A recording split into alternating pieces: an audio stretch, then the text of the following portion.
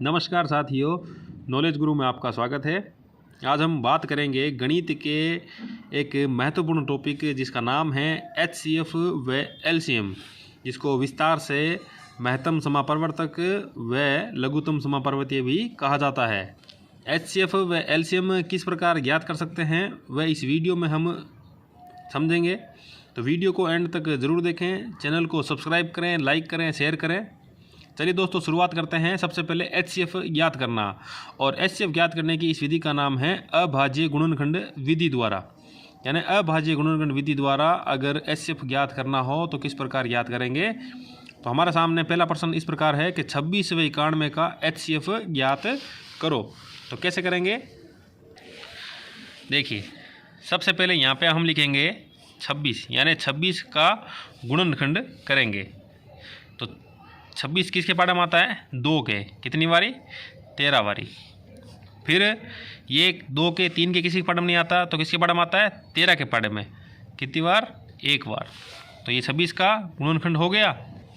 इसी प्रकार हम करेंगे 91 का गुणनखंड। तो 91 किसके पाड़े में आता है, एक बार हम 7 का भाग देते हैं, 7 एकम 7, कितने बच गए, 2, और यहाँ है 1, कितना हो गया, 21। तो 7 के पाड़े में 21 आता है 3 बारी, 7 तिया 21। अब 13 के पाड़े में 13 1 बारी में आता है। इस प्रकार हमने इनका गुणनखंड कर दिया। अब इस 26 वाले को हम इस प्रकार लिख सकते हैं 2 गुणा 13, ये क्या हो गया, 26।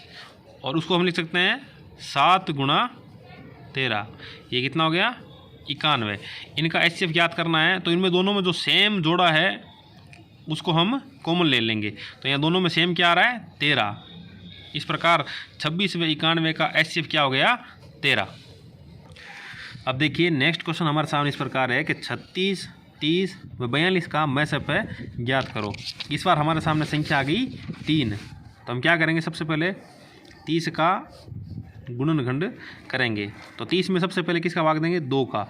2 का नहीं जाता तो 3 का, ऐसे हम आगे से आगे भाग देकर देखेंगे। 2 का भाग देंगे, कितनी बार जाएगा, 15 बार।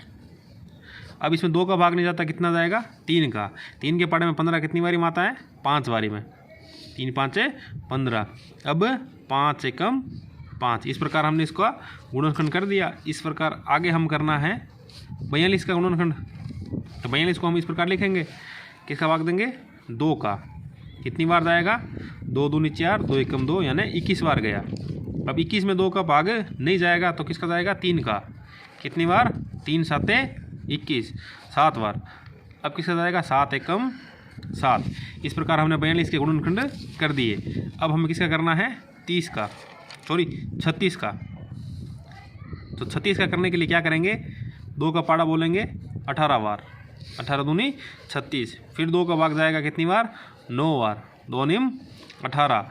फिर इसमें 2 का भाग नहीं जाएगा तो किसका जाएगा, 3 का, 3 तिया 9, और 3 का पाड़ा 1 बार, 3 एकम 3। ये हमने इस प्रकार इनके गुणनखंड कर लिए। अब जिस प्रकार ऊपर किया था वैसे ही यहाँ हम करेंगे। इसको हम लिख लेते हैं 2 गुणा 3 गुणा 5, ये क्या हो गया, 30 का। और 42 का हमने क्या लिखा था, 2 गुणा 3 गुणा 7, ये हो गया 42। और 36 का हमने क्या लिखा, 2 गुणा 3 गुणा 3, ये हो गया 36। अब इनमें जो कॉमन आ रहा है उनको हमें बाहर लेना है। तो यहाँ देखिए ये 2 कॉमन आ रहा है तीनों में, और क्या कॉमन आ रहा है, 3 कॉमन आ रहा है। तो यहाँ हम लिख लेते हैं 3 का कॉमन। और देखिए कॉमन कुछ भी नहीं आ रहा, तो जो कॉमन आ रहा है वही हमारा HCF है। कॉमन क्या आ रहा है, 2 गुणा 3, तो क्या आ रहा है, 6। इस प्रकार 30, 42 व 36 का HCF क्या होगा, 6। नेक्स्ट प्रश्न आपके सामने इस प्रकार है कि सबसे छोटी अभाज्य संख्या व सबसे छोटी भाज्य संख्या का MSF क्या होगा। तो सबसे छोटी अभाज्य संख्या कौन सी है, सबसे छोटी अभाज्य संख्या होगी हमारे पास में 2। सबसे छोटी अभाज्य संख्या, ठीक है। और सबसे छोटी भाज्य संख्या क्या हो जाएगी, 4, क्योंकि सबसे छोटी अभाज्य संख्या है 2, 3, मतलब 2 के बाद 3, फिर 5, फिर 7, तो 2, 3 के बाद में क्या आएगा 4, तो सबसे छोटी भाज्य संख्या क्या हो जाएगी वह 4। तो 4 क्या हो गया सबसे छोटी भाज्य संख्या, सबसे छोटी भाज्य संख्या। इनका अपने मैसेप ज्ञात करना है। तो मैसेप ज्ञात करने के लिए 2 का गुणनखंड क्या होगा 2, और 4 का गुणनखंड क्या हो जाएगा 2 गुणा 2। तो इन दोनों में कॉमन क्या आ रहा है, कॉमन सिर्फ 2 आ रहा है, तो इनका मैसेप क्या हो जाएगा 2। अब आपके सामने नेक्स्ट क्वेश्चन इस प्रकार है कि 3 की घात 4, 3 की घात 7 व 3 की घात 9 का मैसेप क्या होगा। तो ऐसे सवालों को करने के लिए हम ट्रिक का सहारा लेते हैं। ट्रिक क्या है कि अगर घात में सवाल आ जाए, मतलब घात वाले सवालों का अगर मैसेप पूछा जाए, तो आप जिसकी घात न्यूनतम है वही उसका मैसेप होगा। लेकिन एक इसकी शर्त यह है कि इसका आधार समान होना चाहिए। जैसे यहाँ आधार है 3, यहाँ आधार है 3 और यहाँ आधार है 3, यानी इन तीनों का आधार समान है लेकिन घातें अलग अलग है। तो जो न्यूनतम घात है किसकी है 3 की घात 4, तो इसका मैसेप क्या हो जाएगा 3 की घात 4। तो ये मैंने लिख दिया है कि दी गई संख्याओं का आधार समान हो तो न्यूनतम घात वाली संख्या ही उसका मैसेप होगी। तो 3 की घात 4, 3 की घात 7 व 3 की घात 9 का मैसेप क्या होगा 3 की घात 4। अब नेक्स्ट क्वेश्चन हमारे सामने इस प्रकार है कि 3 की घात -4, 3 की घात -2, 3 की घात -8 का मैसेप क्या होगा। तो अभी मैंने बताया था कि जिस संख्या की घात अगर न्यूनतम है तो वही उसका मैसेप होगा, लेकिन शर्त क्या थी कि उनका आधार सेम होना चाहिए। तो यहाँ पर देखिए आधार में यहाँ पर 3 है, यहाँ पर 3 है, यहाँ पर 3 है, आधार समान है लेकिन घातें क्या है अलग अलग है। तो जो न्यूनतम घात होगी वही क्या होगा उसका मैसेप होगा। तो आपको पता है कि संख्या रेखा पर बाईं तरफ होता है माइनस वाली संख्या और दाईं तरफ होती है धनात्मक संख्या। तो संख्या रेखा पर बाएं से दाएं जाते हैं तो मान क्या होता है बढ़ता है, मान बढ़ता है। तो उस प्रकार हम देखते हैं कि 1 बड़ा है या 2, तो बड़ा क्या होगा 2। उसी प्रकार माइनस का 2 बड़ा है या 1 माइनस का 1, तो बड़ा क्या होगा माइनस का 1। उसी प्रकार यहाँ देखिए यहाँ है माइनस का 4, यहाँ है माइनस का 2 और यहाँ है माइनस का 8। तो सबसे बड़ी घात कौन सी हो गई माइनस की 2, उससे छोटी कौन सी माइनस की 4 और उससे छोटी कौन सी है माइनस का 8। तो सबसे छोटी घात कौन सी हो गई माइनस का 8 वाली। तो इसका मैसेप क्या हो जाएगा 3 की घात -8। क्योंकि ट्रिक हमारे पास यही थी कि अगर घात वाली संख्याओं का मैसेप ज्ञात करना हो तो सबसे न्यूनतम घात वाली संख्या ही उसका मैसेप होती है, लेकिन शर्त क्या थी उसका आधार समान होना चाहिए। तो यहाँ पर घातें माइनस में आ गई, तो हमें पता है कि माइनस में जो संख्या सबसे बड़ी दिखती है वही असल में सबसे छोटी होती है। तो यहाँ पर सबसे छोटी संख्या कौन सी होगी 3 की घात -8, इसलिए इसका मैसेप हमने 3 की घात -8 लिखा। अब देखिए साथियों नेक्स्ट क्वेश्चन हमारे सामने इस प्रकार है कि 2 की घात 3 व 4 की घात 2 का मैसेप क्या होगा। अब यहाँ पर आधार भी अलग अलग है, घातें भी अलग अलग है। तो इसका हल हम अभाज्य या गुणनखंड विधि द्वारा हल करेंगे। तो गुणनखंड विधि क्या कहती है कि सबसे पहले इनका ये 2 की घात 3 की मूल संख्या क्या हो जाएगी 2 गुणा 2 गुणा 2, यानी ये क्या हो जाएगा 8।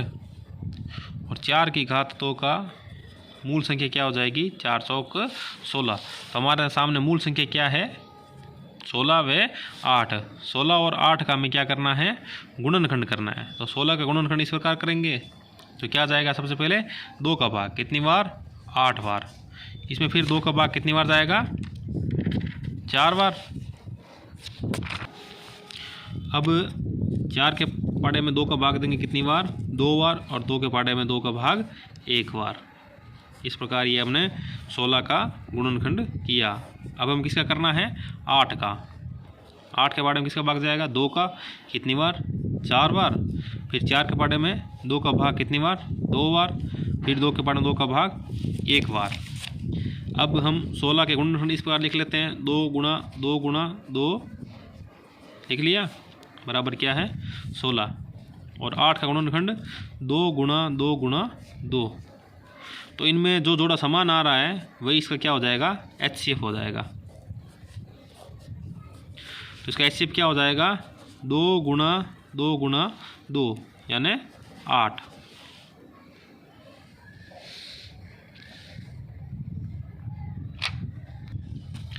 ये क्वेश्चन हमारे सामने इस प्रकार है कि वह सबसे बड़ी संख्या ज्ञात करे जो 245 और 1029 को इस प्रकार विभाजित करे कि प्रत्येक स्थिति में शेषफल 5 रह जाए। यानी हमें एक ऐसी संख्या ज्ञात करनी है जिससे हम 245 में भाग देवें और 1029 में अगर भाग देवें तो हमारे पास शेषफल 5 बच जाए। तो चलिए दोस्तों शुरुआत करते हैं।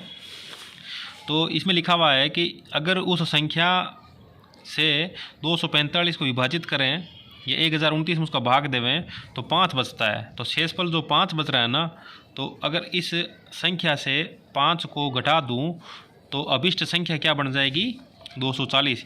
यानी 240 वह संख्या है जिससे अगर मैं उस संख्या का भाग दूं तो शेषफल 0 बचेगा। उसी प्रकार 1029 है तो शेषफल क्या बच रहा है? 5। अगर उस शेषफल को मैं हटा दूं तो हमारे पास अभिष्ट संख्या क्या आ जाएगी? 1024। यानी 1024 में उसका पूरा भाग लगेगा। तो अब हमारे पास में संख्या आ गई 240 व 1024। अब इस 240 व 1024 में वह बड़ी से बड़ी संख्या ज्ञात करनी है जो इससे पूरी तरह विभाजित है। तो इसका मतलब हुआ इसका हमें MSEP ज्ञात करना है। तो MSEP कैसे ज्ञात करते हैं? गुणनखंड विधि द्वारा। तो यहाँ लिखेंगे 240। तो 240 में किसका भाग लगेगा? 2 का कितनी बार? 1 बार। फिर 2 का भाग कितनी बार लगेगा? 60 बार। फिर 2 का भाग 30 बार। फिर 2 का भाग 15 बार। फिर 15 के बारे में मतलब 15 में 2 का भाग नहीं लगेगा तो किसका लगाएंगे? 3 का। 3 5 15। फिर 5 एकम 5। ये हमने अभाज्य मतलब गुणनखंड विधि द्वारा 240 का गुणनखंड कर दिया। अब हमें किसका करना है? 1024 का। तो 1024 को हमने यहाँ लिखा। सबसे पहले 2 का भाग देंगे, 2 5 10, 2 एकम 2, 2 दूनी 4। कितनी बार गया? 512 बार। अब 512 में 2 का भाग देंगे कितनी बार जाएगा? 2 दूनी 4, 2 5 10, 2 6 12। फिर 2 का भाग देंगे कितनी बार जाएगा? 2 एकम 2, 2 दूनी 4, 2 8 16। फिर 2 का देंगे कितनी बार जाएगा? 2 6 12, 2 चौके 8। फिर 2 का कितनी बार? 32 बार। फिर 2 का कितनी बार जाएगा 32 में? 16 बार। फिर 16 में 2 का देंगे कितनी बार जाएगा? 8 बार। फिर 8 में 2 का 4 बार। फिर 4 में 2 का 2 बार। फिर 2 में 2 का 1 बार। इस प्रकार हमने 1024 व 1024 व 240 का गुणनखंड विधि से गुणनखंड कर दिया। तो अब हमें क्या करना है? इनका MSEP ज्ञात करना है। तो 240 के गुणनखंड क्या हुए? 2 गुणा 2 गुणा 2 गुणा 2 गुणा 3 गुणा 5। 2 कितनी बार है? 1 2 3 4। तो हमने लिख दिया 1 2 3 4 और 3 और 5। उसी प्रकार हमें यहाँ 1024 को हम यहाँ लिख देंगे।